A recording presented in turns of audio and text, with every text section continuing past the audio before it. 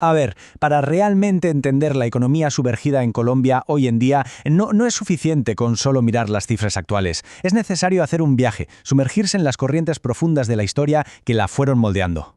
Todo arranca con una pregunta que mucha gente se hace. ¿Por qué existe esa cultura tan arraigada del enriquecimiento fácil, de la informalidad? ¿De dónde viene esa persistencia? Bueno, para encontrar el origen de todo esto tenemos que retroceder bastante, hasta la época colonial. Ahí es donde empezó todo, con un verdadero choque de mundos, donde visiones completamente opuestas sobre lo que significa trabajar se encontraron por primera vez. Y fíjense en esto, porque es fundamental. Lo que tenemos aquí es un conflicto de base en cómo se percibía el trabajo. Por un lado, la visión española y católica que lo veía como un castigo, algo indigno. Y por otro, las visiones indígena y africana, donde el trabajo era simplemente parte de la vida, algo integrado y natural. Claro, los conquistadores trajeron consigo el ideal del hidalgo. Para ellos el honor se ganaba en la guerra, en la religión, no en el comercio ni mucho menos en el trabajo manual. Poseer tierras daba estatus. Trabajar con las manos era para las clases bajas, no para un noble.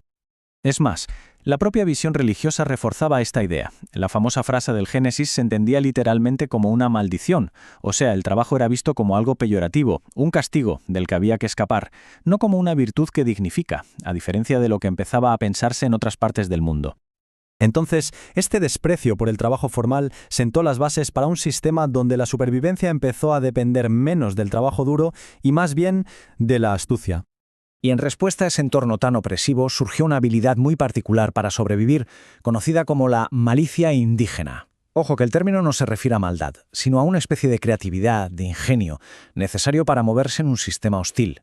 Pero la cosa se pone más interesante porque esto no fue solo un rasgo local, se mezcló con algo muy español, la picaresca, esa astucia para saltarse las normas, esa falta de respeto por la ley.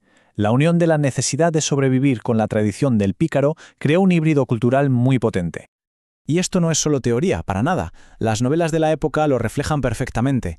Describen cómo el poder local se construía sobre la manipulación y el miedo, no sobre la ley, tal como lo ilustra esta cita. Es que ni las autoridades religiosas se salvaban, también se las representaba como parte de este sistema corrupto, lo que reforzaba un colapso general de la confianza en las instituciones. Y claro, cuando no se puede confiar ni en la ley ni en la fe, pues la gente busca sus propias reglas para sobrevivir. Vale, entonces la pregunta es, ¿cómo es que estas tácticas de supervivencia de la colonia se quedaron tan arraigadas en la cultura durante los siglos siguientes? La respuesta está en un concepto conocido como dependencia de la trayectoria. La idea es simple. Las decisiones y los eventos del pasado crean una especie de camino o un surco del que es muy difícil salirse más adelante. La historia marca una ruta. Lo crucial aquí es entender que no fue una sola cosa, sino un ciclo que se retroalimentaba. El caos colonial genera la necesidad de la malicia. La nueva república hereda esas instituciones débiles. Y así, poco a poco, una cultura de informalidad e ilegalidad se va arraigando hasta convertirse en una forma de vida normalizada. Un camino, como decíamos, del que es casi imposible salirse. Y claro, este camino que se forjó en la colonia no se borró con el tiempo. Al contrario, creó las condiciones perfectas para que surgieran las grandes economías sumergidas del siglo XX. Esta línea de tiempo lo muestra con una claridad impresionante. Cada época construyó sobre las debilidades de la anterior. La corrupción colonial sentó las bases, la desconfianza republicana las consolidó, y sobre ese terreno el crimen organizado y finalmente la narcoeconomía encontraron el campo perfecto para explotar.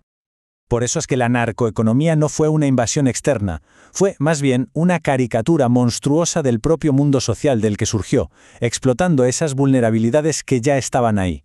Fue la malicia y la picaresca llevadas a una escala industrial. Entonces, después de todo este viaje por la historia, ¿cuál es la gran conclusión? El punto clave es este. Para entender los desafíos de hoy hay que mirar muy atrás, al pasado profundo de la sociedad. Lo que se ve hoy no es más que el eco de decisiones y condiciones que se establecieron hace muchísimo tiempo. Y esto nos deja con una pregunta final, una que es difícil de responder. Si la historia de verdad forja unos caminos tan profundos, ¿cómo hace una sociedad para elegir una dirección nueva? Reconocer el camino es, sin duda, el primer paso. Pero desviarse de él, ese es el verdadero desafío.